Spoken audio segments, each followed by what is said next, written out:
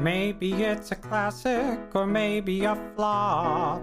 Has Katie seen it? She probably has not. She'll sit down and watch it if it's good or it's bad. Hey, have you seen this? No, Katie hasn't seen that.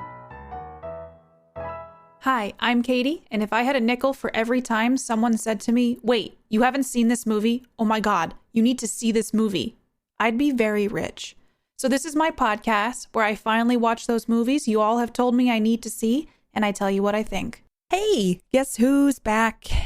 It's me, it's Katie, I'm back. I'm going to be watching Mars Attacks. I've been told to very much remember that there is an S on the end of attacks, but then as I was looking up this movie, I'm like, what if I watched the wrong Mars Attack? I called it Mars Attack, and apparently it's Mars Attacks with an exclamation point. And normally you don't see a lot of punctuation in movie titles, so that's exciting.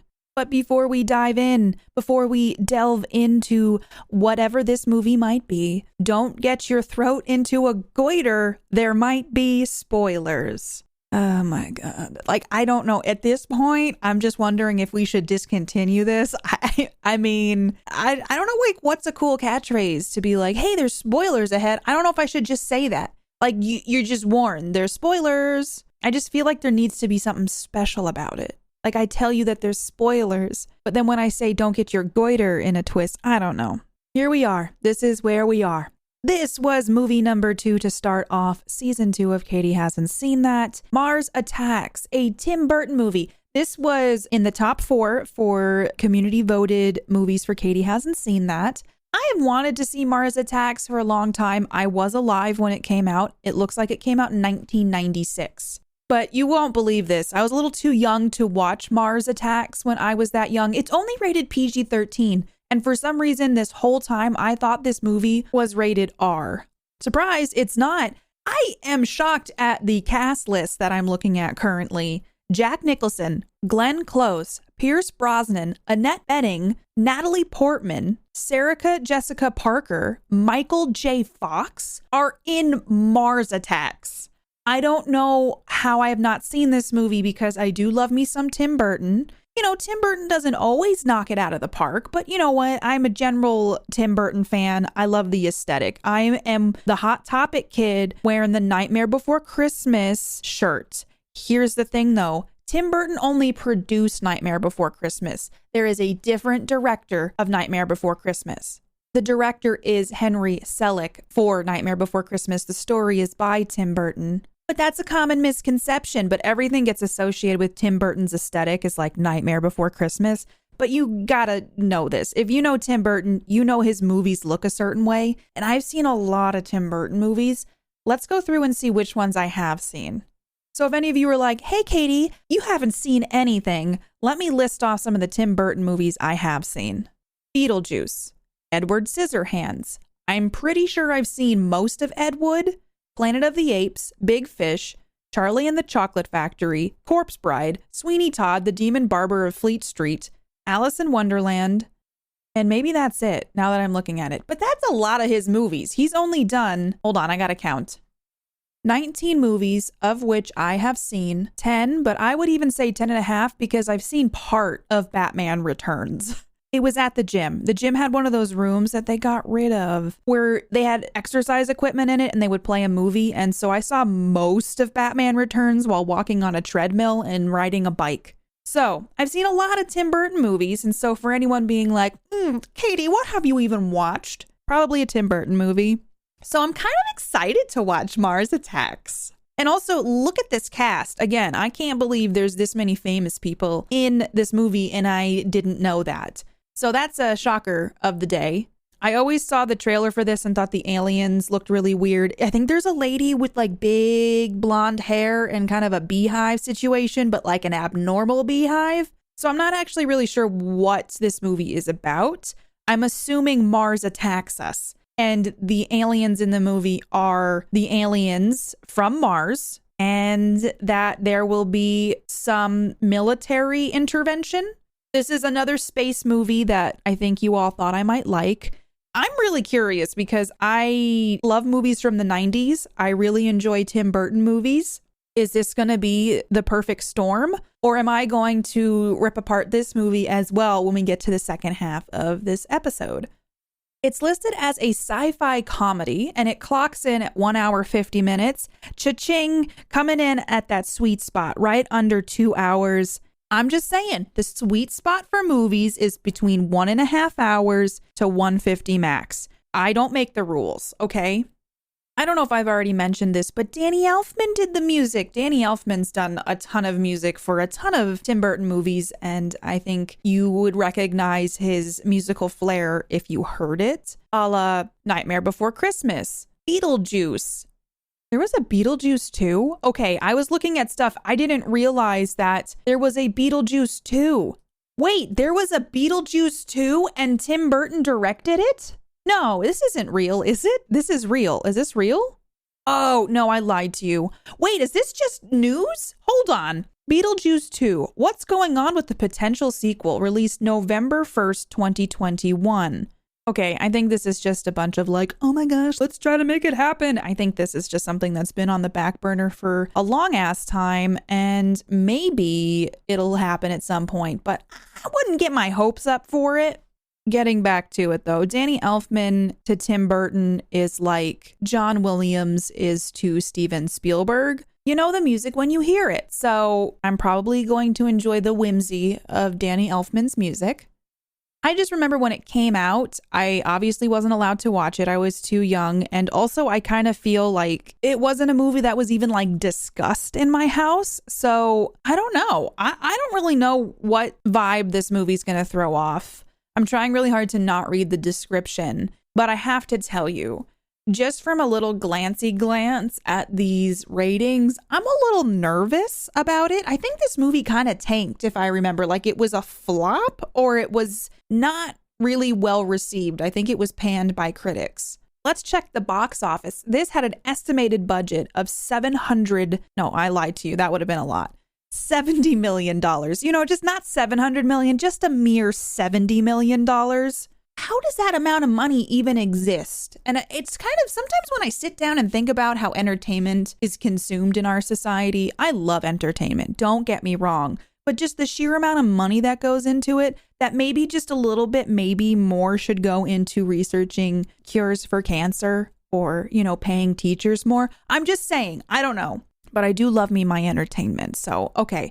How much did this movie gross? Worldwide, $101,371,017. So it didn't blow any box offices away, but at least it turned a profit. I'm kind of excited to watch this, if I'm being completely honest. So I'm just yapping away about this. Let's talk the stats. Let's talk numbers. Let's talk what the internet says about Mars Attacks. Internet Movie Database gives this bad boy a 6.4 out of 10. Okay, a little bit better than half. Rotten Tomatoes gave it 55%, a little closer to half. Oh my God, that Letterboxd thing is back. Nobody wants you, Letterboxd. For those curious though, Letterboxd gave it a 3.2 out of 5. And our good friend Metacritic gave it a Metascore of 52. And last but not least, our sweet, sweet Google users gave it an 84%. So I don't know. Seems like the general public likes it. I'm kind of curious because on Rotten Tomatoes, there is the critic score and then there is a viewer score. Oof, though I just checked and the viewer score is lower than the critic score at a 53%. So, you know, this could go either way. I guess I should be ready for anything. I think I was right about it being kind of not well received when it came out. So I guess I'm going to go watch Weird Looking Aliens, which I'm totally down for, with a star-studded cast, and see some space humor, maybe a little bit of that Tim Burton aesthetic that every parent always was like, oh my God, why is my kid like this? But hey, I still have that Nightmare Before Christmas t-shirt and I wear it. Live your best Tim Burton vibe, okay? All right, I'm going to go watch this movie and then I'm going to let you all know what I think. Well, I watched Mars Attacks. Making sure to emphasize that S on the end. This movie starts off with a bang. And I don't know if bang's the right word to say, but it's on fire. There is a herd of cows on fire, and that was somewhat upsetting. I wrote down that, OMG, the cows on fire was so upsetting because I love animals and I didn't want to see cows on fire. And then these two farmers just have a casual discussion about something being barbecued. But no, it's the herd of cows on fire. And, the culprit was the aliens. I'm going to say it. These aliens are malicious as I'm going to start reading the movie info from Rotten Tomatoes because sometimes it's hard for me to just kind of explain what's happening in a succinct way and kind of sum up the movie in all its parts. So I feel like this is the best way to do it before I dive in and talk about what I think. So, Mars Attacks. If you haven't seen it, what is it? It is a fleet of Martian spacecraft surround the world's major cities, and all of humanity waits to see if the extraterrestrial visitors have, as they claim, come in peace. U.S. President James Dale, played by Jack Nicholson, receives assurance from science professor Donald Kessler, played by Pierce Brosnan, that the Martians' mission is a friendly one. But when a peaceful exchange ends in the total annihilation of the U.S. Congress, military men call for a full-scale nuclear retaliation. This movie was so violent. For a PG-13 movie, violent as You know me, I love my documentaries. There is a documentary called This Film Is Not Yet Rated from 2006. It is literally about how the MPAA, the Motion Picture Association of America, and their rating system and how it works and how it intertwines with American culture and society. It is so interesting because there is so much hypocrisy and double standards in how movies get rated. So watch that documentary. It's super interesting because this movie was, yes, cartoony violence, but the body count alone in this movie, there's a website that I just found called List of Deaths Wiki, and they estimate that 228 humans died in this movie. I think it was a lot more than that. 3 animals, there's some puppy death in it, and that was sad. And I should be equally as sad about the human death, but animal deaths just hit different. And then they're saying that 5,065,000 aliens died. Where are they getting that number? How do they know there are 5 million Martians that have died because of this? I guess because at the end, yodeling apparently explodes their heads. So easy solution for the Martian problem. Yet I'm getting ahead of myself. All right, the movie starts with cows on fire, and it quickly moves on from there. There is nothing that quite hits like a 90s opening credit sequence, though. It just hits different. So many names, so much filler screen. There was UFOs in this one, and I loved that for me. I loved the music. This is when you start to hear Danny Elfman's music kind of get introduced and be in the forefront while a bunch of super famous people's names go across the screen. So I was kind of into it. I feel like I like 90s title screens. I enjoy title screens for movies when they're interesting to look at.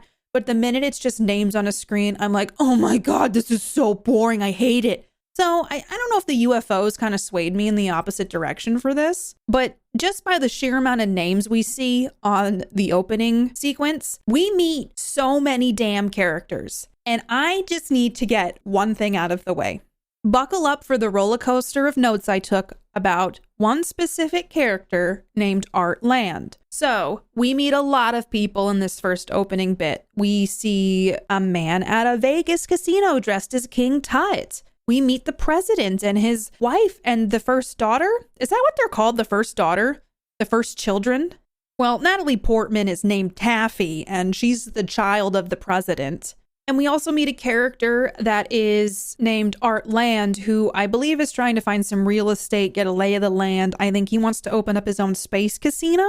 Completely oblivious to what's going on in the world. But I wrote a note and it says, it was neat seeing Jack Nicholson play something a bit different. And then a few minutes later, I write, oh, the cowboy wasn't Jack Nicholson, LOL. Then later on, in all caps, I write, OMG, the cowboy is Jack Nicholson. Followed by a note later on that says, it's a weird choice to have Jack Nicholson play 2 different characters when no one else is. Which begs the question, why on earth was Jack Nicholson playing the president and Art Land? I couldn't stop thinking about this the whole movie. It was like, is he? Isn't he? What's going on? And so I had to look it up because I'm like, why? And then I started getting confused, like, are other characters playing two characters?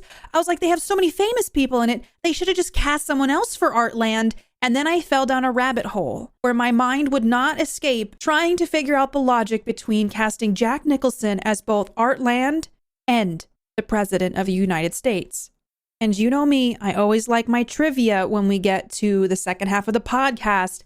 Allegedly, Tim Burton was told repeatedly that he could not kill off Jack Nicholson's character in a movie. This led to his decision to cast Nicholson in two roles and to kill him off in both of them. That just seems like a personal vendetta that someone said, you can't do this. And then someone else said, oh yeah, watch me do it twice. And so it was a little weird. It almost felt like very personal and it almost felt odd. I will say though, like Jack Nicholson did occasionally make me go, is that Jack Nicholson? Which was impressive because Jack Nicholson very much just plays Jack Nicholson. And I have the same problem with Danny McBride.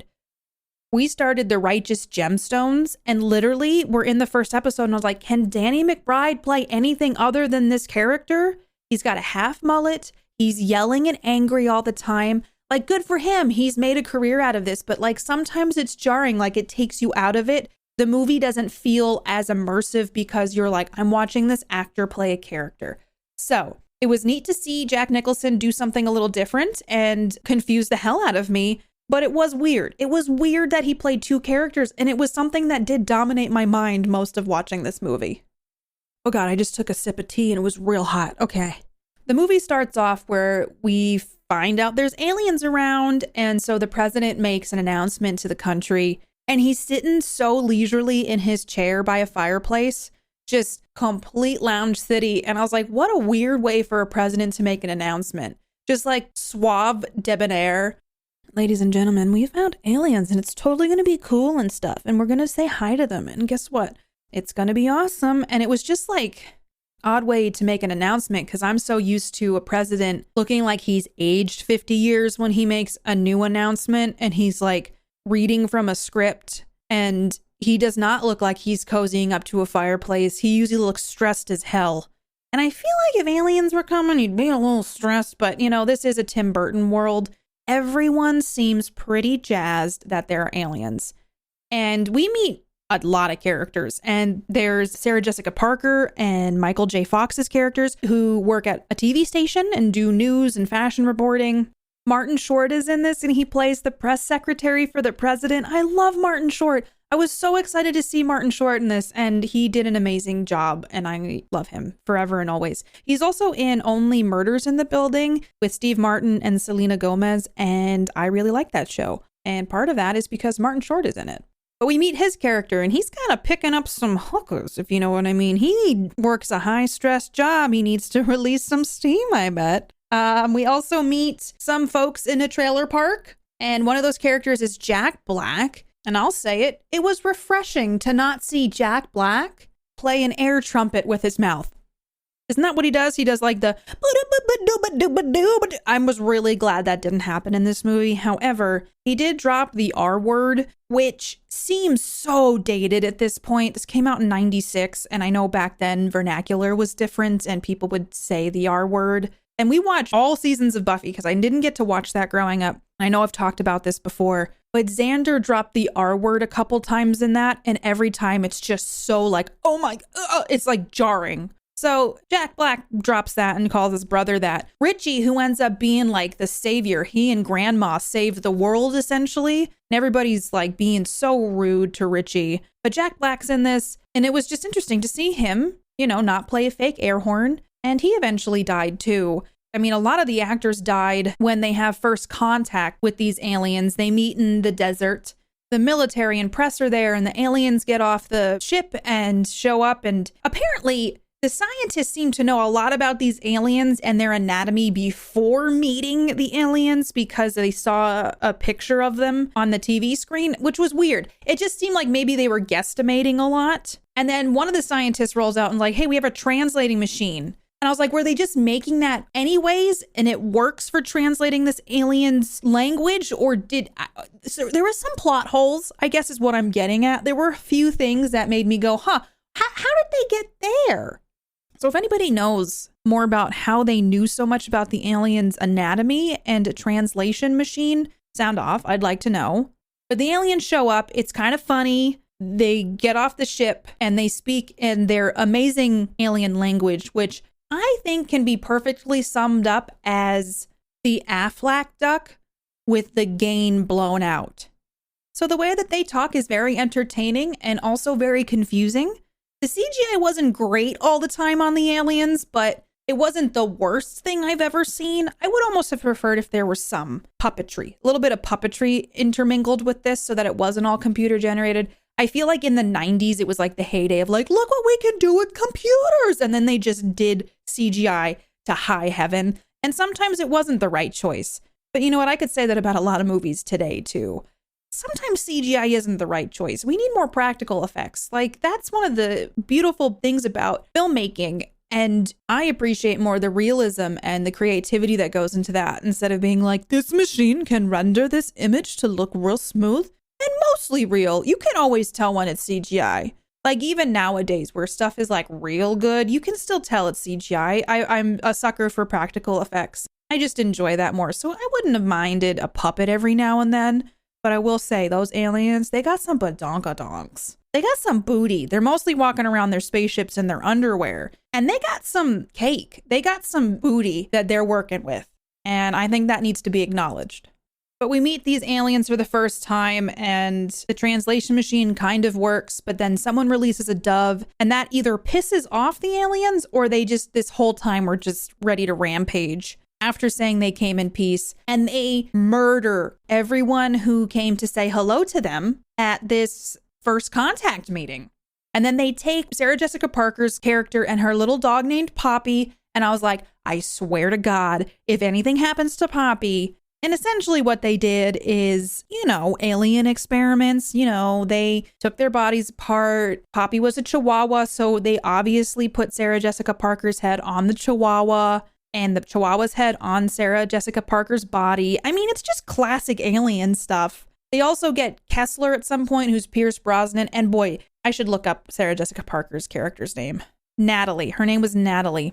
Natalie and Dr. Kessler had a little bit of flirtiness on her show when she was interviewing him. But Natalie was dating Michael J. Fox. But Michael J. Fox got murdered by the aliens, so when the aliens get Dr. Kessler and remove his head, they have time to finally discuss what their future could be with their disembodied heads. I don't think it ended well for them because at the end, yodeling blew up every alien's head and then they crashed into a bunch of places and Natalie and Dr. Kessler were on one of those spaceships. So I don't think that it worked out.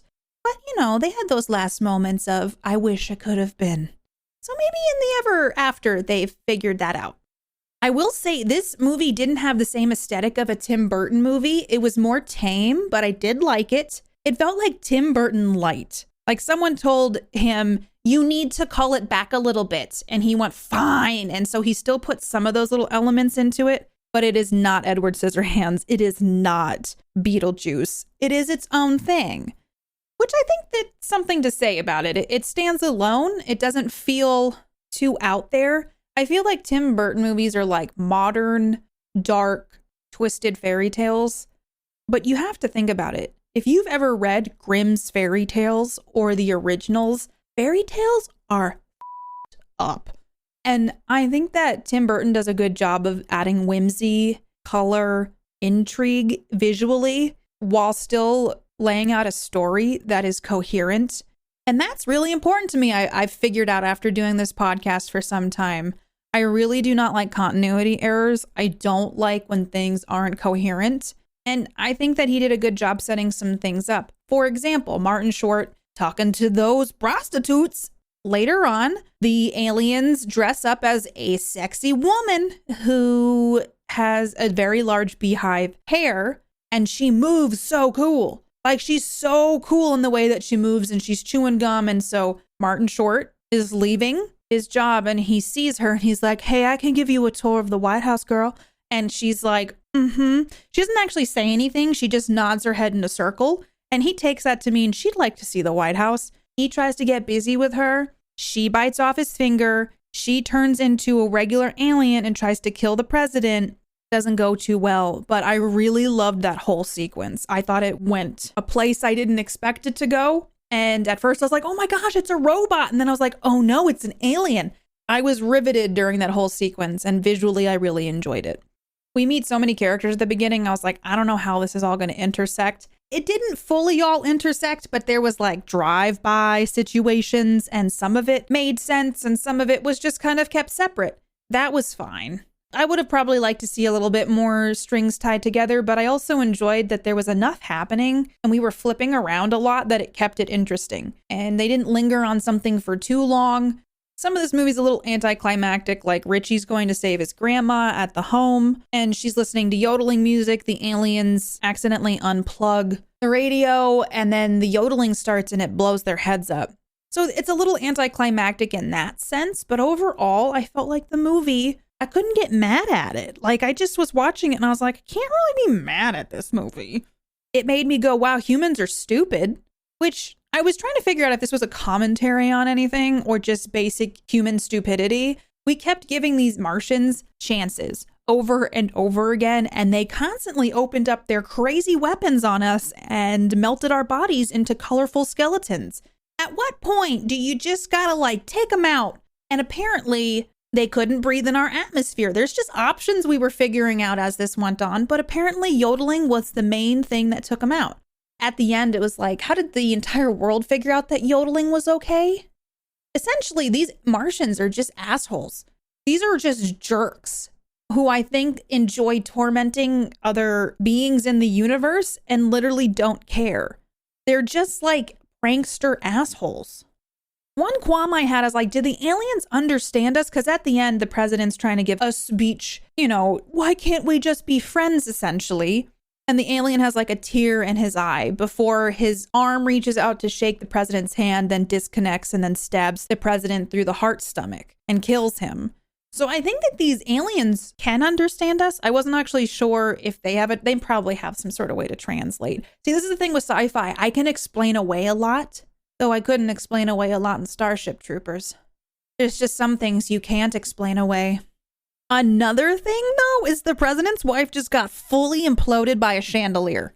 Just fully wrecked. Her body crumpled under the weight of that chandelier, which made me ask my husband, is that possible? I think she could get real hurt, but her body folded in half like a piece of paper. And I just sat there like, well, that just happened. Nothing really made me laugh out loud during this movie. I was more amused than anything. I know this was kind of a comedy. There's a lot of like okay, like that kind of thing. So it was amusing. I wouldn't say that I was belly laughing at all. I just think my standards for comedy are just way too high. I just have such a high standard for comedy. That's heavy sarcasm in case, I need to make that clear. I just didn't think it was like a funny movie. It was more amusing and it was fast paced enough to keep me interested. So, what does Katie give Mars Attacks? I didn't hate it. So, that's a win. That's a win, y'all. But I'm going to give it a 6.5 out of 10 alien badonkadonks because I don't think it's quite 7 material. I don't know if over the time I've done this podcast, anything 7 and above seems like gold tier standard. I would recommend this movie to somebody to be like, you want something kind of mindless and goofy and weird? Watch Mars Attacks. But I'm not going to sit there and be like, this is a 7 and you need to go watch some Mars Attacks. I mean, it's just not quite enough alien badonkadonks. But I don't think that I would tell someone to not watch this. So, I'm not mad that you made me watch this. I actually kind of enjoyed it, but I don't think I'm going to ever watch it again. But it is one of those movies, if I was scrolling and flipping through the channels, if cable ever comes back, and I'm like, TNT is playing Mars Attacks, guess I'll leave this on while I make dinner. That could happen. Have you seen Mars Attacks? And if so, what do you think? How does it compare to other Tim Burton movies? Do you like this? Do you wish it had more Tim Burton-esque qualities to it? I like the whimsy of it. It had a lot of famous people in it. Danny DeVito showed up at some point. There's characters that I really enjoyed. Jim Brown's character specifically. I wanted Byron to win, and at the end, he did get to go home to be with his ex-wife and his kids, who he hopefully won back. I didn't love the ending when Natalie Portman kind of became the president lady because her parents were both dead. And her and Richie, it was almost implied like they're the new leaders of this post-apocalyptic world. It was a weird movie, and I like weird movies, and so I'm kind of glad that I have seen this. It's under my belt buckle now, and I have seen Mars Attacks. I like to do trivia, and I was really searching for a piece of trivia that I cannot find, but the Madame Martian, the one with the big beehive, how on earth did they get her to move that way? She looked like she was on roller skates or being rolled, and I just want to know how she moved that way. And if one of you knows, please tell me because it's killing me. I just want to know how they made her move like that. It was so cool to me. But another fun fact about the Martian girl is that her costume had no zipper or buttons to make it as smooth as possible. So Lisa Marie, who played the Martian girl, had to be sewn into it every day. That's commitment, man. I thought this was interesting, but the radio telescope shown is in Parkes, New South Wales, Australia, and is the same one used to receive the signal of the moon landing in 1969. I love me some space trivia, so I thought I'd include that one. And finally, Barry Purves, I hope that's how you say his name. I'm hoping that I'm not. I'm pretty sure that's how you say it. Was originally involved with creating the Martians using stop motion animation and helped develop some of their gestures. He developed a test reel with 70 animators over 8 months. But when the effects were projected to push the budget up to $100 million, the producers decided to use computer graphics imagery, CGI, instead, and Purves was never credited for his contributions. Ugh! I would have loved to have seen this in stop motion. And Barry Purves, it's Purves. I hope I'm saying that right. But Barry, thank you for your efforts. We always end our episodes with some comments from folks.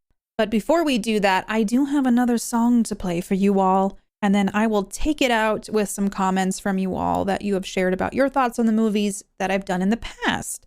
This is a fan version of the theme song from Prow Po called Has Katie Seen That? And I just need to play this for you all because I still can't get over that some of you have made fan songs of the theme song of this show. So without further ado, here is Prow Po's version of Has Katie Seen That?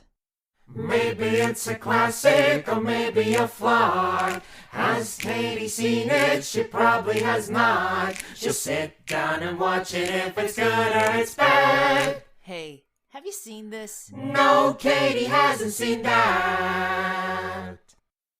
This was such a fun episode to come back with. And if you're like, hey, Katie, you sound like slightly different, it's because I'm recording the comments that you guys are sharing with me after, and I have COVID. So I just came back from a whirlwind trip around Europe. I was careful. I didn't touch my face. I wore my mask. Masks are not a thing around the world. At airports, US just as guilty as the rest of the world. So my little weak immune system could not fight off COVID. I'm so sad about it. I literally have tried so hard for the last 2.5 years to not get this. And so I'm home now and I'm wearing a mask in my house because I'm trying so hard to not get Mark sick, my husband. So if I sound a little different, it's because I got the vid and it's awful. I do not recommend this. I'm fully vaccinated and I do not want to know how I'd be feeling if I was not fully vaccinated right now. So I'm just going to say a little PSA, wear your masks, even though it didn't seem like it helped me. I just feel like I wore my mask, so hopefully I helped mitigate any sort of spread of this because I unfortunately got it. So yes, I'm back from my trip. I've got COVID, but let's talk Starship Troopers. You all shared some wonderful thoughts. I mean, honestly, we got a lot of comments on the YouTubes. We got some comments on the Twitters and Discord. So if you want to join the conversation and let me know your thoughts about the movies I watch, do so. So we're going to be talking comments from Starship Troopers, which was the last episode. I hope you enjoyed this episode of Mars Attacks, and I cannot wait to see what you all have to say about this one. First up is a comment on YouTube from Tyant, who said, "Oh no, Katie, did you miss the satire commentary on fascism? I think I may have. It's an empire gone wrong, revoking citizenship, giving it only to soldiers, high school kids who only know propaganda and military service, incompetent leadership, and reward the party line, etc. It's not Blade Runner, but it's a cautionary tale wrapped up as a Space Marine action movie facade. All the things you didn't enjoy are kind of the point. You're supposed to feel that way. These are terrible people in a terrible world gone wrong, making all the wrong choices and never learning better. They're the Terran Empire. Now, whether you want to feel that way for 2 hours is definitely up for debate. Great having you back. Always a fun listen. Thank you for your perspective, Tyann. I really love reading about this stuff because, I watch these movies, but I always don't have the full background on what the movie's supposed to evoke. Sometimes I'm just going based on my gut reaction to what I'm watching. So I really, really love reading what you all have to say. And thank you so much for your perspective on this.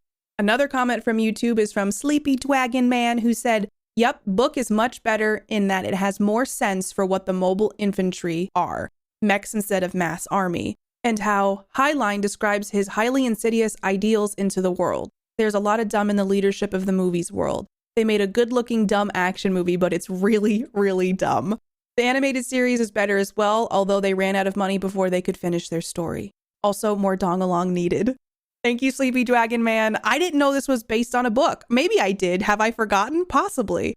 But a lot of you said the book is better. So that's something that I might need to jump into. And I did not know there was an animated series based on Starship Troopers.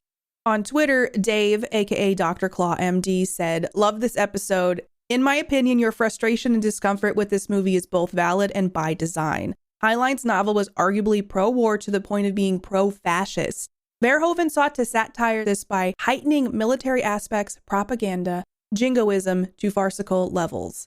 I love that I was able to feel that from the movie, but man, I just think I went into Starship Troopers thinking it was going to be like a fun action movie. And I got something much different that had a lot of issues that I didn't love. But I hope you really liked episode 1 of season 2, Starship Troopers. I hope you enjoyed this episode. Let me know your thoughts. I read all of the comments you all send to me on Twitter and Discord and YouTube, and I wish I could share them all here. So I try to pick as many as I can to share. And I just love reading what you all have to say about these movies. So I can't wait to hear what you all have to say about this movie, and I will catch you all very soon. If you want to hang out with me more, or if you just want to yell at me for my thoughts on a specific movie, I stream over on Twitch at www.twitch.tv/KatiePetersPlays. If you'd like to support the podcast and buy me a coffee to fuel my reviews, you can over on Ko-fi at www.ko-fi.com/KatiePetersPlays. You can join my Discord to discuss the movies I review with other Katie Hasn't Seen That fans by visiting discordapp.com/invite/KatiePetersPlays. If you enjoy Katie Hasn't Seen That, please leave a 5-star rating and review wherever you listen to your podcasts. It helps others find the show. Also, feel free to follow and chat with me on Twitter at PlayKatiePlay and on Instagram and YouTube at KatiePetersPlays. Music written and performed by Mark Can Do It. Katie Hasn't Seen That is a part of the Geek Generation Network.